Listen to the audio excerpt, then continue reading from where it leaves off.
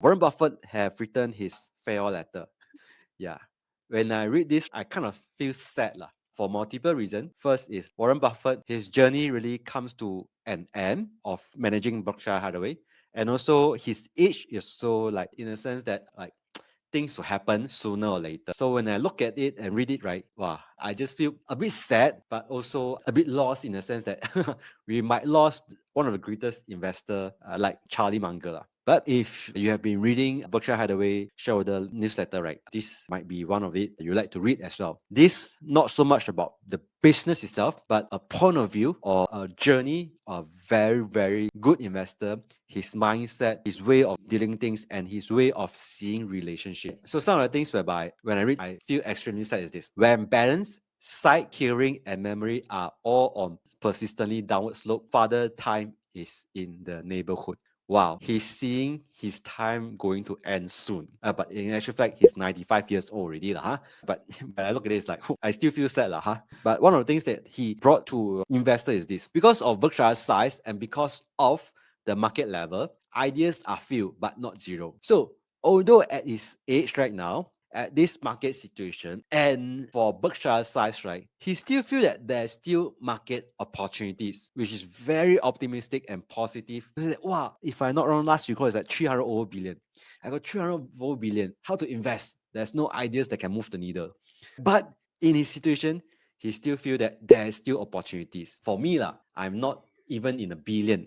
That's why there's still a lot of opportunity for me and for us to invest. Second thing is this. If for BRK investor, you thought Berkshire Hathaway might not have Warren Buffett managed anymore, he reassured Berkshire business is still moderately better than average. Just that right now their size take its toll, means the cash flow they can collect, right, cannot deploy fast enough, but they are still moderately better than average prospect. And there's less chance of devastating disaster. If you are a BRK investor, he are reassuring you the business are still in good hand, good place. And the people will always manage in a manner whereby this assets is still essential or inexistent to the United States. And lastly, he also raised this thing. Share price always move up and down. And Berkshire Hathaway, as good as them or as big as them, they are still time drop 50%. So they reiterate, don't despair. American will always come back, and so will Berkshire shares. All right, if you are the Berkshire Hathaway investor. I'm a small investor.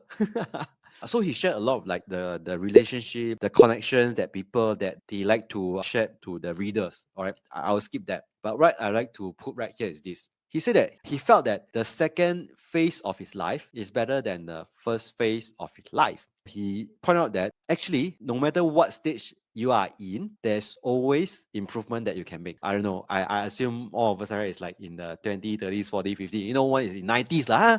So he in the 90s remind us that it's never too late to improve. More importantly, get the right heroes and copy them. This is how he grew. Lah. And what he also shared, greatness doesn't come through accumulating of great money, great publicity, or great power. In Chinese, it's called 名利 lah. Right? It's not the fame, it's not the returns, it's not the money. It's when you help someone in any of thousands of ways, you help the world. And kindness is costless, but also priceless. Yeah, he said, hey, sometimes life is just not about money.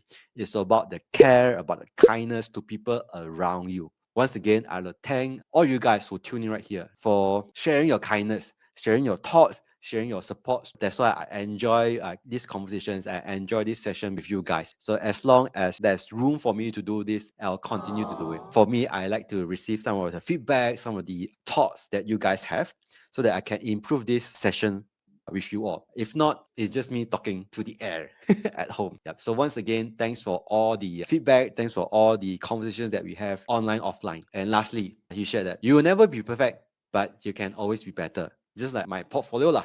I make a lot of mistake. It's not perfect right now, but can always be better. Choose the right hero and emulate them. It's just like if any conversations, it's always good to be two-way than a single way. Lah. That's my thought. I share with like my co-partner, Jonah, Jinsim. I shared like when we talk about investing, right?